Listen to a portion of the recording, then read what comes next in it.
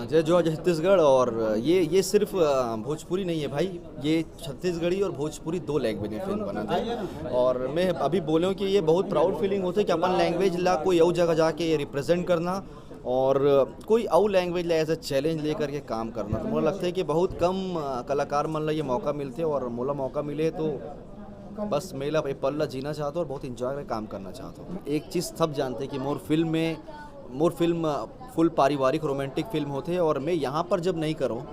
मैं जब यहाँ पर वो फिल्म में वो सब सीन्स ला मैं खुद कभी ऐसे आप मन ला ये अंदर के बाद पता नहीं, लेकिन कभी कोई मौका रहता है कि ऐसे करना, ये एक्शन करना है, ये है, तो मैं खुद वो चीज़ ला हटाया तो हाथ पैर जोड़ के रिक्वेस्ट करके। तो जब ये फिल्म साइन करे के सबसे पहला जो सवाल है वो यही रही कि फिल्म में कोई ऐसे सीन तो नहीं जिला मैं अपन मम्मी अपन बहन के साथ बैठ के नहीं देख सकूँ। मोला वादा करेगी इस ये चीज़ पर और स्टोरी में समझ है इसकी नहीं ऐसे कोई चीज़ नहीं है और अपन फिक्र मत करो, वैसे कोई सीन रही तो मैं वो सीन नहीं करूँ कवर कि मैं अपन काम में बहुत पक्का हूँ।